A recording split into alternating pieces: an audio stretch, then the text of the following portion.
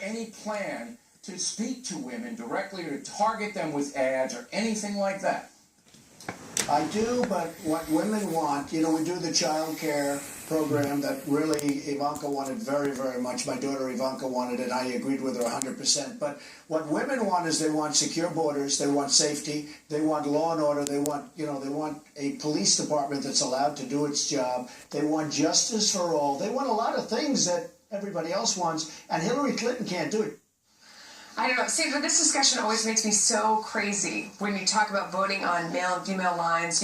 I care about the economy. You know, I tell my kids, my job is one of them is to keep you clothed and fed and warm and to teach you how to do that for yourself later, right? I mean, he didn't say the economy that time. Well, I think that it was an interview he probably meant it, and he probably would have led with that, as he often does. He did say women want a lot of things that everybody else wants. It's all encompassing if you look at it, but there's no doubt women are going to be a huge decider in this election. But it doesn't sound like he's really got a specific plan in these last few weeks to target women. And if he's doubting the polls, okay, he seems to tout the polls when it benefits him. Yeah. But if he's doubting the polls, what is he saying? So there's more women that are going to show up and vote for him that are willing to say out loud. Is that the point, Judge? Is that the point that he's trying to make? Well, I think that's not actually an invalid point, because I think that there's going to be a tremendous amount of people who vote who are saying, I will never vote for Trump, I'll never vote for Trump, and I'm going to go in there when nobody's watching and I'm going to vote for Trump. I think there's a submarine vote out there that Why do you think that?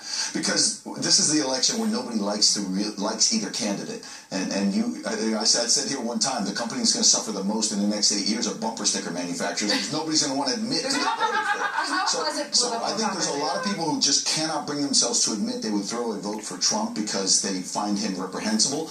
But then again, when you look at the points he's making, there are people who are going to say, you know what I care about? I care about the economy. I care about, and I think that he as a businessman is going to be able to bring jobs back. I care about safety. I don't like the idea that Hillary Clinton is opening the borders to more Syrian refugees than Obama's opening it to. Something we learned through leaked emails, I believe. Yeah, so I think that he is right to a certain extent, but he basically has to go out to the women and voters and say, look, you don't want to date me, okay? I'm an idiot. But Bill Clinton wasn't a good date either, okay? He was not somebody you'd want your daughter to date either.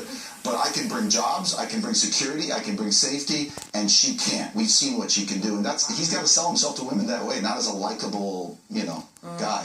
Yeah. I don't know, Harris. What do you think women are thinking as they go into the booth? You keep making me think of that Mel Gibson movie. I speak for all women. Not even the two who live with me under the age of 10. There you go. But they walk in. Can you say to yourself, on one hand, I do not think this guy respects women. Like, I mean, it's kind of after so many comments, so many different things. I don't think it goes there for those people who are wanting to vote for Trump. And I think the judge is right about this. I think the issue will come down along the lines of what do we want the country to look like for these women?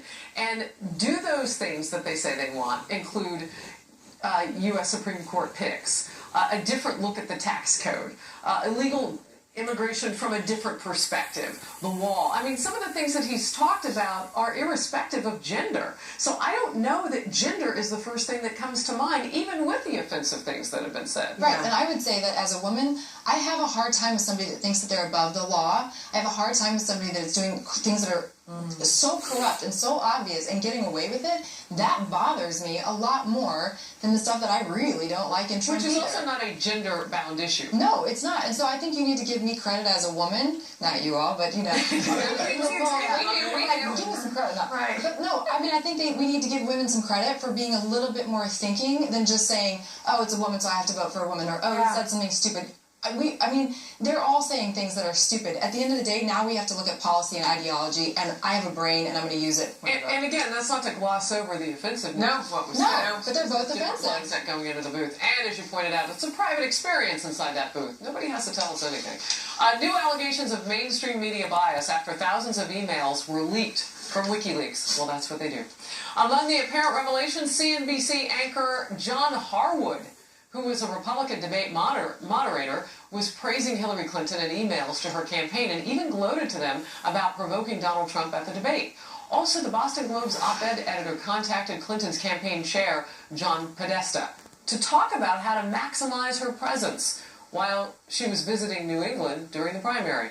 But the Boston Globe told the Daily Caller it's no mystery their editorial page endorsed Hillary Clinton, and the newsroom is a completely separate part of the operation.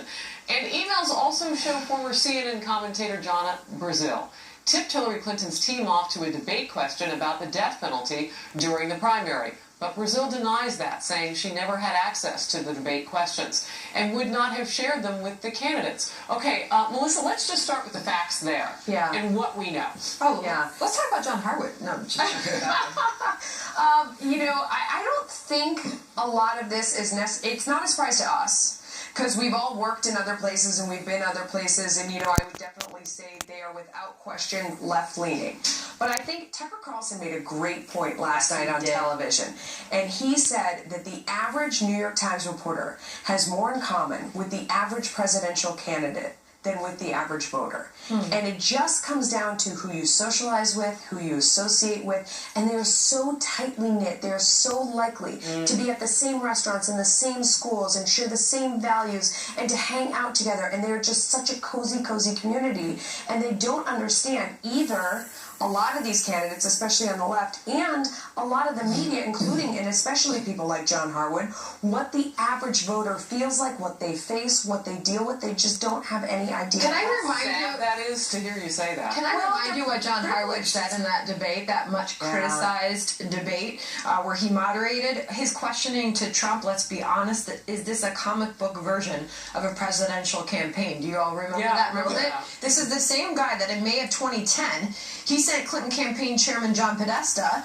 an email saying, "Watch out for Ben Carson. He could be real trouble." And in general, I mean, this is something clearly taken sides Interviewed him. Right. and was saying that he was fairly moderating a Yeah, I debate. think people like him conduct the interview to get information that they can then kind of, use. Or if they get it, then they share it. Their perspective. I think a lot of the reporters have this elitist attitude. We know better than the rest of the country, and our job is to grab people by the throat and drag them to where they should be, not by fairly reporting the news, but by reporting the stuff that helps us get them there, which is why you see all the negative articles about Trump.